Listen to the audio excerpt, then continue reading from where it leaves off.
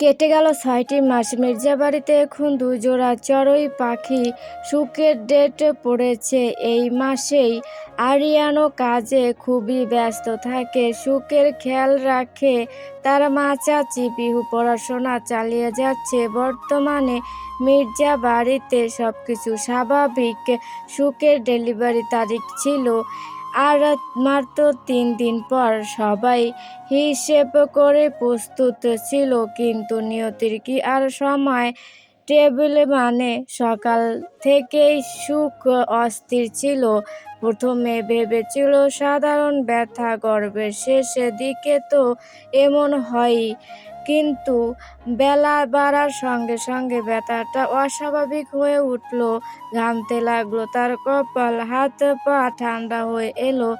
এক সময় সে নিজে আর লুকাতে পারল না। আব্বু, আমার খুব ব্যথা উঠছে। কাঁপা কাঁপা গলায় কথাটা বলতেই শহীদ মির্জা চমকে উঠলেন। মুহূর্তেই বাড়িটা যেন উল্টে গেল। আরিফ দৌড়ে এসে সুখকে ধরল। শহীদ মির্জা ফোন ধরলেন। কারো কথা পরিষ্কার না, কারো চোখে শুধু ভয়। ডেলিভারির সময় আগেই এমন ব্যথা মানে ঝুঁকি। এক মুহূর্ত দেরি না করে তারা সুখকে হাসপাতালে নিয়ে রওনা দিল। আরেকদিকে আরিফ ফোন করলো আরিয়ানকে। আরিয়ান তখন জরুরি একটা কাজে বাহিরে ছিল। ফোন ধরতেই শুধু একটাই কথা শুনল, ভাইয়া, সুখের ব্যথা উঠেছে, আমরা ওকে হাসপাতালে নিয়ে যাচ্ছি। আরিয়ানের বুকের ভেতরটা কেঁপে উঠল। সব কাজে ফেলে সে ছুটে বেরিয়ে পড়ল। গাড়ি চালাতে চালাতে তার হাত কাঁপছিল, মাথায় শুধু একটাই চিন্তা, সুখ, আমার সুখ ঠিক আছে তো? হাসপাতালে পৌঁছে দ্রুত ভর্তি করা হলো সুখকে। ওটি রুমে নেওয়ার আগে সে চিৎকার করে উঠল।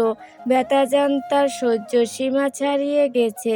নার্সরা ব্যস্ত, ডাক্তাররা প্রস্তুতি নিচ্ছে, বাইরে সবাই অস্থির। শহীদ মির্জা চুপচাপ বসে আছেন, চোখ দুটো লাল। আরিফ এক পা থেকে আরেক পায়ে হাঁটছে, কারো মুখে কথা নেই। ঠিক তখনই আরিয়ান ছুটে এলো। ওটি রুমের দরজার সামনে দাঁড়িয়ে সে শুনল সুখের চিৎকার। বুকের ভেতরটা মোচড় দিয়ে উঠল তার। দরজা খুলে সে ভিতরে ঢুকতে চাইল। সুখ তখন ব্যথায় কাতর। আরিয়ানকে দেখা মাত্রই যেন তার ভেতরের সব সহ্য ভেঙে গেল।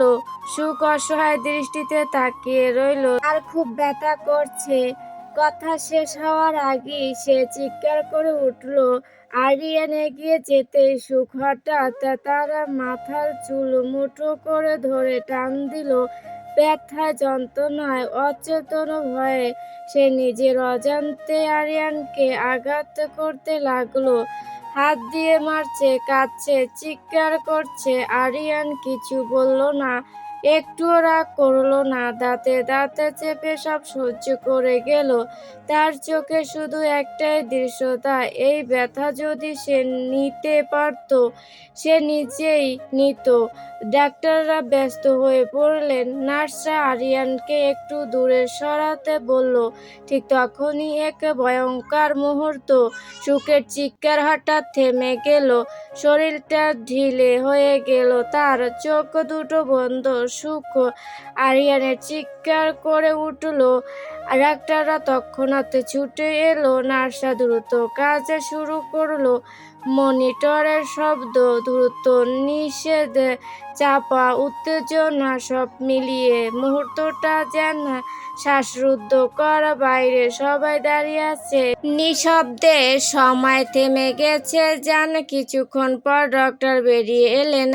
আমাদের একটু সময় দিন, আমরা চেষ্টা করছি। এই কথাটুকুই যেন কারো পায়ের নিচের মাটি কেড়ে নিল। আরিয়ান দেয়ালে হেলান দিয়ে দাঁড়িয়ে রইল। মাথার ভেতর ঘুরছে হাজারটা ভয়। যদি সুখের কিছু হয়ে যায়, যদি সে ওকে হারায়। তার চোখ ভিজে এলো, কিন্তু সে কাঁদল না। অনেকক্ষণ পর অবশেষে একটা কান্নার শব্দ, শিশুর কান্না। মুহূর্তের মধ্যে পরিবেশ বদলে গেল। ডক্টর আবার বেরিয়ে এলেন। এবার মুখে একটুখানি হাসি। অভিনন্দন, আপনার ছেলে হয়েছে মিস্টার। কথাটা শুনেই শহীদ মির্জা কেঁপে উঠলেন। আরিফ চোখ মুছল। আরিয়ান সে কিছুক্ষণ কথা বলতে পারল না। বুকের ভেতর জমে থাকা সব ভয় হঠাৎ করে ভেঙে পড়ল। কিন্তু পরের প্রশ্নটা সে কাঁপা গলায় করল, সুখ, আমার বউ ঠিক আছে তো? ডাক্তার হালকা করে মাথা নাড়ালেন। হ্যাঁ, একটু দুর্বল কিন্তু এখন বিপদমুক্ত। আরিয়ান চোখ বন্ধ করল। জীবনে এই প্রথম সে আল্লাহকে এত গভীরভাবে ধন্যবাদ দিল। কিছুক্ষণ পর সুখ জ্ঞান ফিরে পেল। চোখ খুলতে প্রথম যেটা দেখলো আরিয়ানের মুখ। এমপি সাহেব, খুব আস্তে ডাকলো সে। আরিয়ান ঝুঁকে পড়ল। তার কণ্ঠ কেঁপে উঠল। আমি এখানেই আছি। সুখ দুর্বল হাতে আরিয়ানের হাতটা ধরল। চোখ বেয়ে পানি গড়িয়ে পড়ল তার। আমাদের সন্তান কোথায়?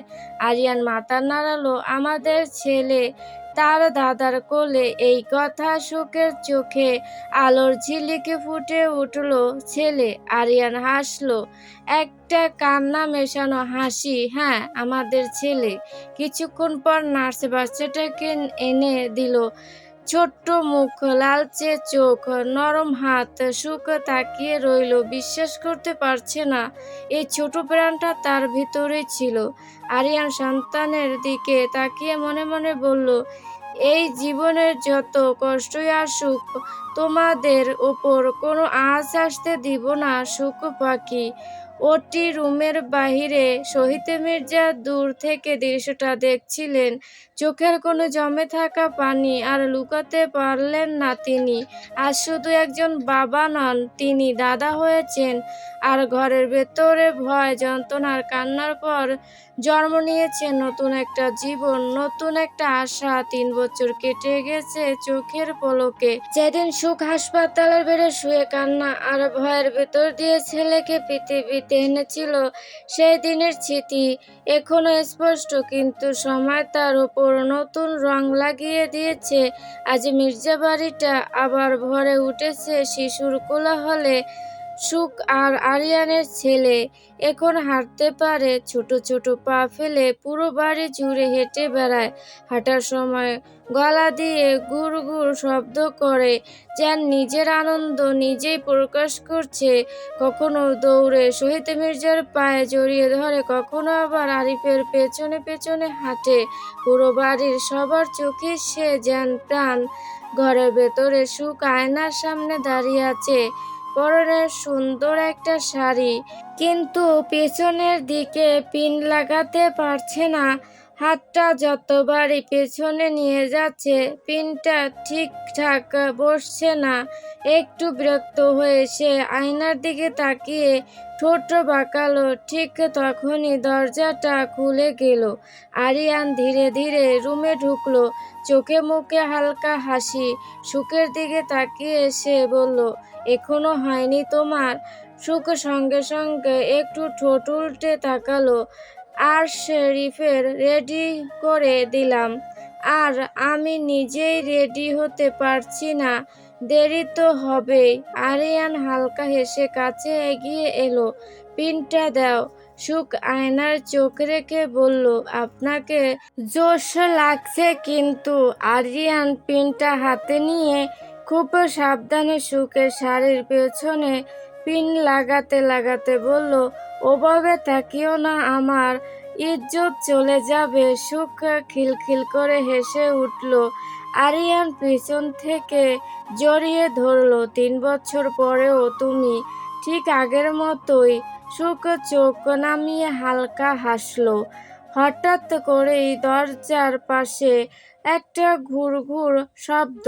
দুজনে ঘুরে তাকালো। তাদের ছেলে দরজার কাছে দাঁড়িয়ে আছে, ভারসাম্য রাখতে গিয়ে একটু দুলছে। আরিয়ান সঙ্গে সঙ্গে এগিয়ে গিয়ে ওকে কোলে তুলে নিল। এই যে আমার বীর, বলে আরিয়ান ছেলেটার কপালে চুমু দিল। সুখ কাছে এসে ছেলেটার গাল টিপে বলল, আজ মামা আর ফুপির বিয়ে, তুই দুষ্টুমি করবে না। ছেলেটা কিছু বুঝলো না, শুধু হেসে দিল। সেই হাসিতেই যেন পুরো রুমটা ভরে গেল। বাইরে তখন বিয়ের আয়োজন তুঙ্গে, গেটের সামনে ফুলের তোড়া, ভেতরে রঙিন কাপড়ে সাজানো মঞ্চ, আত্মীয় স্বজন, পাড়া প্রতিবেশী সবাই এসেছে। পিউ আজ সত্যি আলাদা লাগছে, লাজুক হাসি চোখে, এক ধরনের ভয় আর আনন্দ একসাথে। আরিফ তাকে দেখেই একটু নার্ভাস হয়ে পড়েছে। এত মানুষের সামনে কবুল বলা তার জন্য সহজ নয়। কবুলের সময় সবাই চুপচাপ বসে আছে। ইমাম সাহেব প্রশ্ন করলেন, আপনি কি এই বিবাহে সম্মত? আরিফ একটু থেমে গেল, চারপাশে তাকালো, তারপর হঠাৎ বলে উঠল, জি। কিন্তু সবাই চমকে উঠল। পিহুর চোখ বড় হয়ে গেল। কিন্তু মানে? আরিফ মাথা চুলকে বলল, কিন্তু আগে এক গ্লাস পানি খেতে পারি? এত লোকের সামনে কথা বলতে গিয়ে গলা শুকিয়ে গেছে। মুহূর্তে হাসির রোল পড়ে গেল। পিহু রাগ করে আরিফের দিকে তাকালো। এই সময় এসব করতেই হবে? কাজী অফিসে তো 1 মিনিটও টাইম নেয়নি। অসহ্য। আরিফ ফিসফিস করে বলল, এতদিন তো আর সবাই জানতো না জান, এখন থেকে সবাই জানবে আমরা জামাই বউ। আমরা কি কি করব সবাই বুঝে ফেলবে, তাই শরম লাগছে আর কি। পিহু নাক ছিটকালো। শেষ পর্যন্ত 3বার কবুল ঠিকঠাক ভাবে হলো। হাসি, দোয়া আর হাততালিতে ভরে উঠল পুরো ড্রয়িং মঞ্চ। সুখ দূর থেকে দৃশ্যটা দেখছিল, তার চোখে পানি। 3 বছর আগের নিজের সেই দিনের কথা মনে পড়ে গেল। পাশে আরিয়ান দাঁড়িয়েছিল। কি ভাবছো? আরিয়ান জিজ্ঞেস করলো। সুখ আস্তে বলল, ভাবছি কত কষ্ট পেরিয়ে আমরা সবাই আজ এখানে। আরিয়ান সন্তানের হাতটা শক্ত করে ধরলো। আর সামনে আরো অনেক গল্প বাকি। বিয়ের পর খাওয়া দাওয়া শুরু হলো। শিশুরাও দৌড়াচ্ছে, বড়রা গল্পে মেতে আছে। মির্জাবাড়ি আজ সত্যি পূর্ণ। রাতে যখন আকাশে তারা উঠল, সুখ বারান্দায় দাঁড়িয়েছিল। আরিয়ানের সে পাশে দাঁড়ালো। আজকের দিনটা সুন্দর ছিল, সুখ বলল। আরিয়ান মাথা নাড়ালো, হ্যাঁ খুব সুন্দর। ভেতরে তাদের ছেলে ঘুমিয়ে পড়েছে। উঠানে এখনো হাসির শব্দ ভেসে আসছে। জীবন সব কষ্ট পেরিয়ে আজ শান্ত, উষ্ণ আর পূর্ণ। সুখ আরিয়ানের বুকে পিঠ ঠেকিয়ে বলল, ভালোবাসি এমপি সাহেব। আরিয়ান মুচকি এসে আওড়ালো, ভালোবাসি সুখ পাখি।